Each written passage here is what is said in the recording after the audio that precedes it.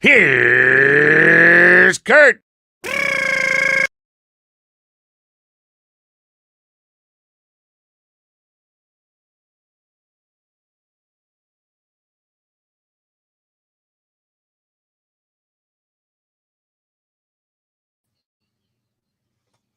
There I am.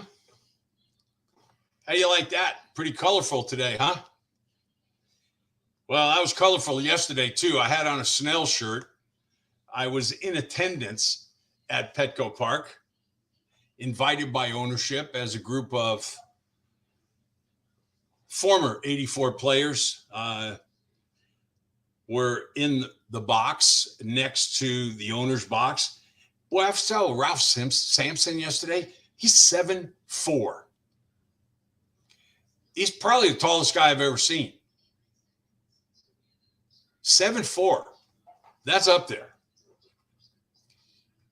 Well, we'll talk about the games in a minute. There's only one game today. But first of all, a shout out to Tony and Cindy out at Hacienda Casablanca for their continued support.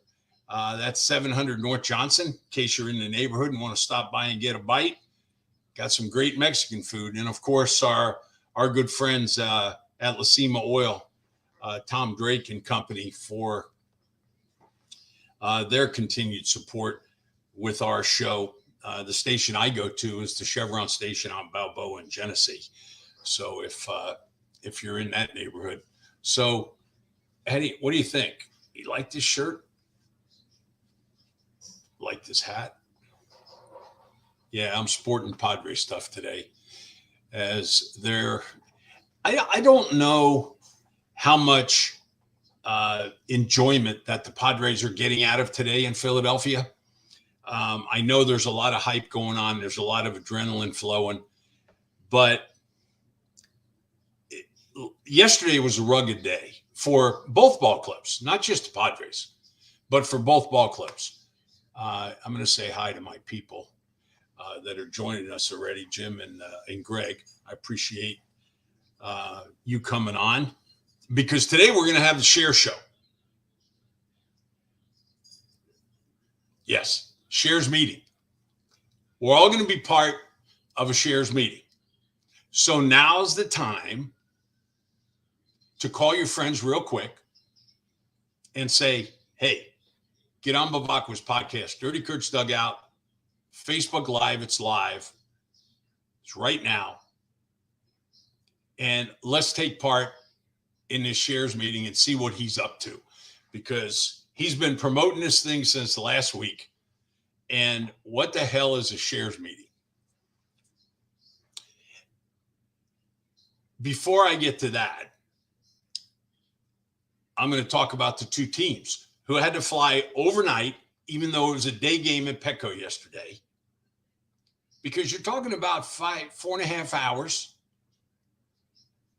a good 4.5 hours, and a 3-hour time difference. So you got 7.5 hours there. If the clubs got out of here by 8, by the time everything was said and done, shower, eat, pack everything up, get to the airport, get on the charter, probably. I would say both teams flew charter. You're talking about getting into Philly between 2 and 4 in the morning. You're coming down off of quite an adrenaline-packed game for both sides. I'm not just talking about one side here. So traveling coast to coast is a tough deal. It's a tough deal for the players. But let me tell you what isn't a tough deal for the players. The results of how much money is accumulated in postseason baseball. Because each postseason team receives a share of the money earned from playoff gate receipts. That's how it works. The World Series champion receives the highest percentage, naturally, of the pool, followed by the runner-up, and so on and so forth down the line until you get to the people that lost the wild card round. The pool of money is formed from 50% of the gate receipts from the wild card rounds or the wild card games, 60% of the first 3 games of the division series, and then 60% of the first 4 games of the league championship series, which the one the Padres and Phillies are in now, and also the World Series.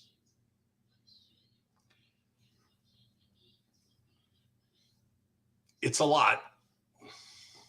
Let me give you an example. In 2019, when the Washington Nationals won the World Series, the players' pool amounted to just under $81 million. That's right, 81 million. $80.8 million was in the pool. The Washington National team received $29.1 million. They awarded 61 full shares. That's a lot of full shares, and I'll get to that in a minute. They also issued a little over 14.13 to be exact. I don't know where that came from, but 14.13 partial shares. Just so we can look back. In 1903, first year they did this, the loser's share was actually more than the winner's share. I think it's the first time ever, or the only time in history, that the loser's share was actually more than the winner's share. Now, naturally, that can be accomplished even in this day and age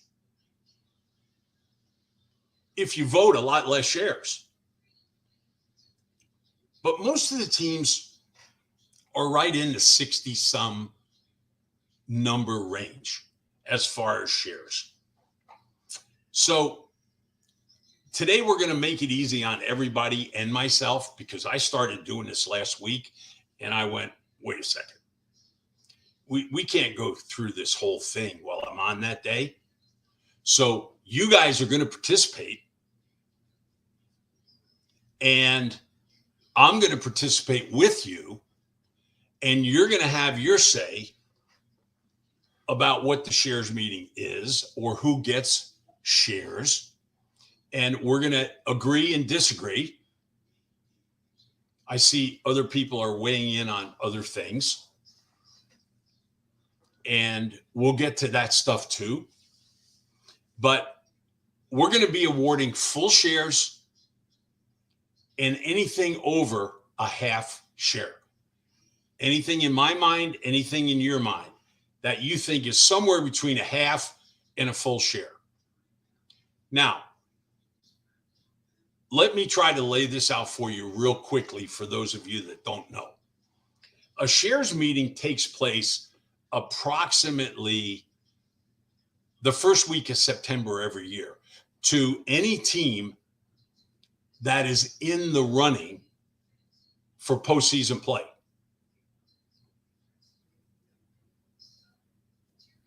If you get into postseason play, this is September. If you get into postseason play and you go all the way, you're going to get naturally a World Series share like the Washington Nationals got. I forgot to tell you this part, $382,000 a man. They had 61 full shares, and anyone that received the full share got a check for $382,000. Now, naturally, that's less taxes. So last year, it was,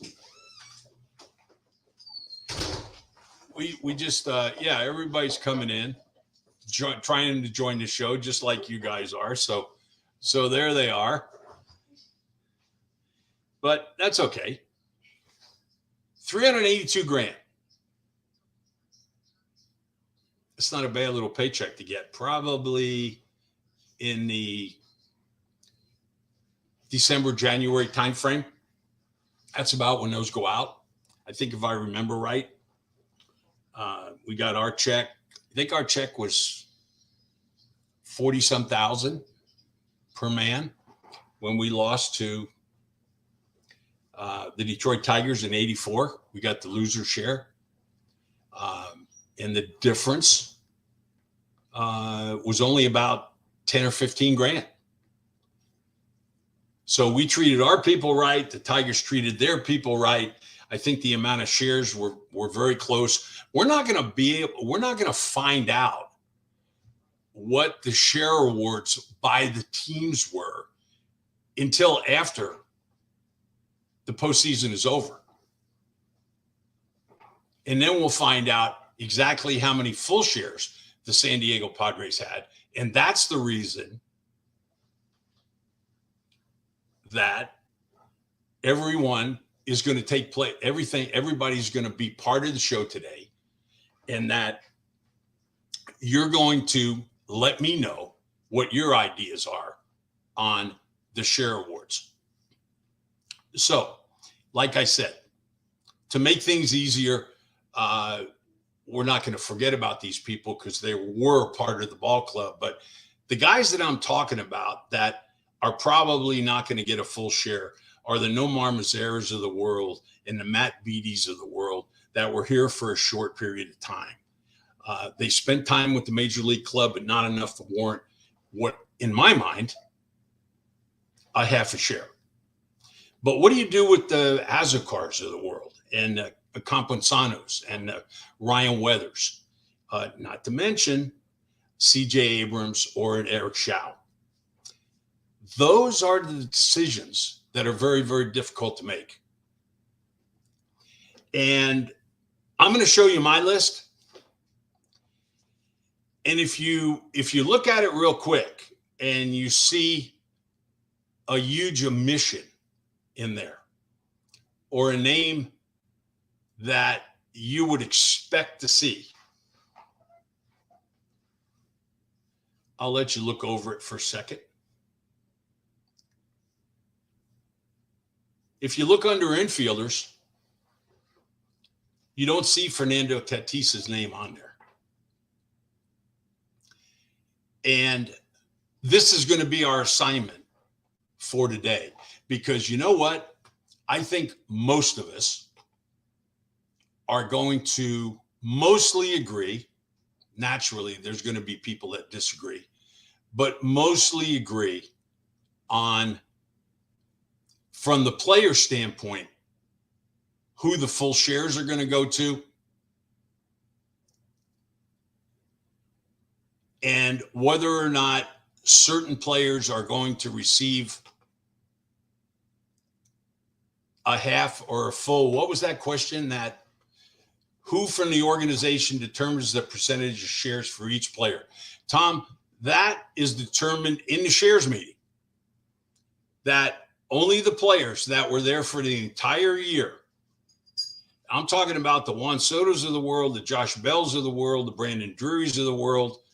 Those guys leave the room, even though they're a major part and will continue to be a major part of this roster and this organization for the next few years. It's the players, only the players, that determine what players get full shares and what shares the rest of the players get that weren't there for the entire year, plus other members of the organization. I'm talking about traveling secretary that's with you there 24 hours a day, the equipment managers, the trainers. This is why you probably thought to yourself, 61 full shares that the Washington Nationals awarded. How could they possibly get 61 full shares? Well, that's how. But we're not going to go there because we don't know. We're just going to go with the players. So the question I have for you is go to Dirty Kurt's Dugout on YouTube, like it, subscribe, click on the bell, and comment with your answer as to what share,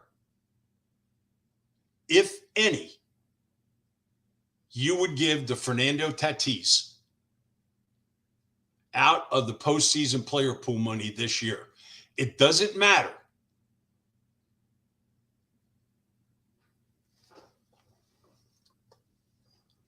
whether this ball club stops in Philadelphia, if their 2022 season ends there,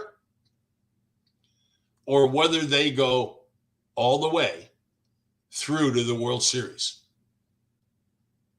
Because they're still going to get a percentage of the player pool. What percentage does Fernando Tatis deserve, if any? And what do you think the players voted him? And also, what are your ideas of the amount of money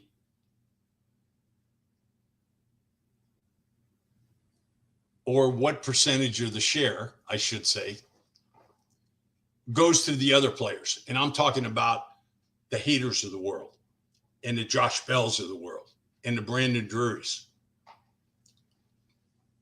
If you look on my list, I put Josh Hader as full share guy. I put the other guys that joined the ball club at that time as half share guys. You know, you're probably thinking to yourself, what is he thinking about? I doubt seriously that Josh Hader is going to get a full share. He's probably going to get a half. But if I knew September 1st what I know now, I would give him a full share. And that's not to slight Josh Bell or Juan Soto. So that's my list. We can take it down now. Just take a screenshot of it real quick for everybody out there. And like I said, go to Dirty Kurt's Dugout, like, subscribe, click on the bell, and then comment with who you think should get shares, what percentage, if there's question marks. And the question marks are Eric Hosmer. And just remember, I talked to Jake Peavy and Gary Templeton about this yesterday. And Tempe and I were in the same shares meeting together. And we just kind of smiled at one another. Because we know how cutthroat that these shares meetings can be. You're actually giving away your own money. Any share that you award, remember, is coming out of the pool of money that you're getting. So it's taking it away from your portion. If there was only 25 shares and everybody else got nothing, I mean, it's not going to happen. But just to give you an idea, that money that I talked about, the Washington Nationals, $382,000, that would be doubled, more than doubled. It's not going to happen. But I just wanted to give you an idea of every time you vote a full share to somebody, it's taking something away from you and the other players that actually got that money in the players' pool. You know, people from the organization gave you support. The trainers worked on you. The traveling secretary helped you. All of the people that deserve a portion or a full. There's a lot of them. There really is. So I want to see your comments. Please go. I have one last comment before I leave. How can Manny Machado be left off of the finalists for the Rawlings Gold Glove Award. There's a kid from Pittsburgh, Brian Hayes, good player. Ryan McMahon from the Colorado Rockies, good player, good young player. And then there's Nolan Arenado. And then there's Manny Machado. Folks, I'm sorry. With the exception of Nolan Arenado, there's nobody in baseball, at least third base-wise, that compares to the things that Manny Machado can do. And if he's ticked off right now, I don't blame him. Congratulations to Ha-Seong Kim, to Jake Cronenworth, to Trent Grisham, to Juan Soto.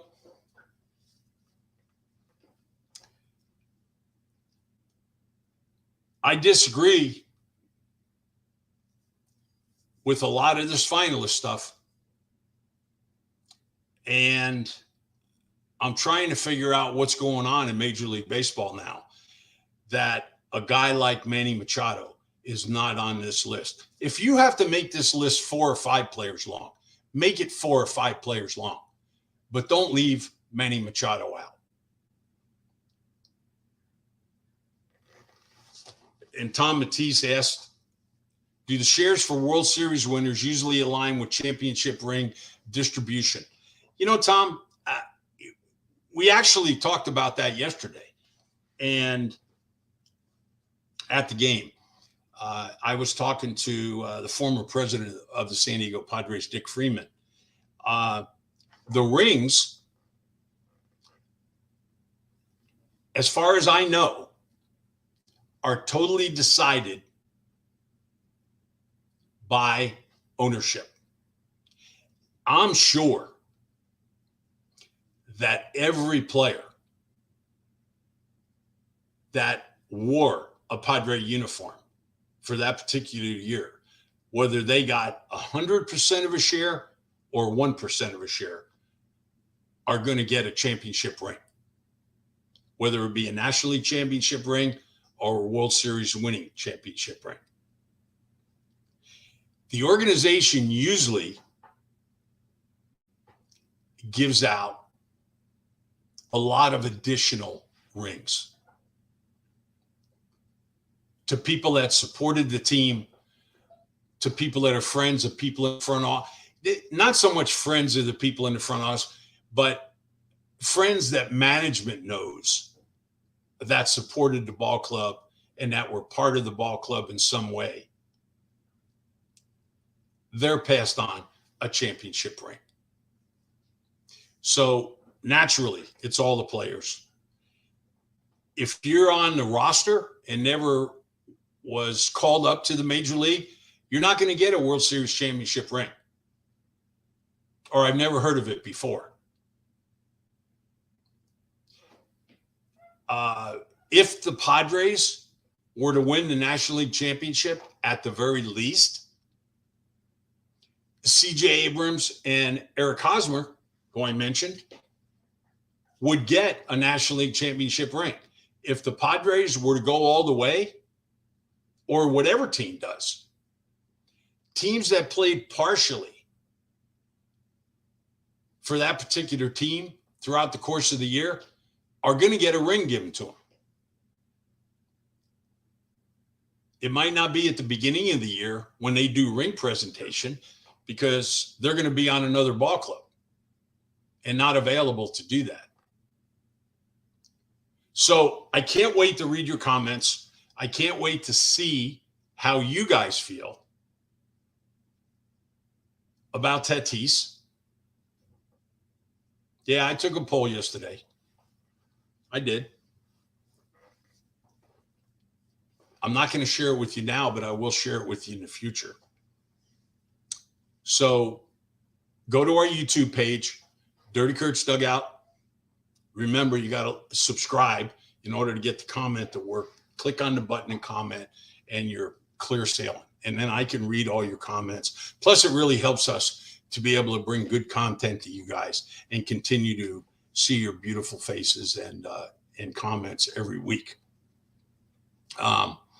Thank you again to Tony and Cindy out at Hacienda Casablanca and El Cajon, and Tom Drake from your neighborhood Chevron dealers, especially the one that I like to go to down on Balboa and Genesee. And a big thank you to Joe, the producer. As usual, he does a great job. And we're going to come back to you. I'm going to make a Facebook Live post, and I think we'll probably have a show. Even though the Padres don't have a day off, nor the Phillies, for that matter. But if this ball club or these ball clubs go 2 out of 3, if neither one of them sweep, they're coming back to San Diego on Monday and Tuesday if necessary. So chances are neither one of these clubs are going to sweep in Philly. Naturally, we're all hoping, at least Padre fans, are all hoping that they win 2 out of 3 in Philadelphia and come back with a 3-2 game lead. Then they only have to win 1 game at home.